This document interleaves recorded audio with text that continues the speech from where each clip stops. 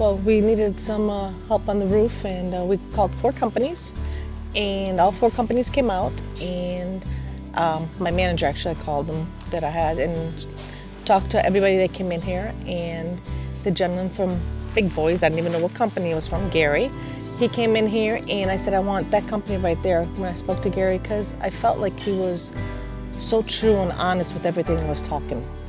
And it's a family-owned business, and we like to help out family-owned businesses, but the most thing that won me over was the trust that with Gary, everything he said was true, nothing was forced.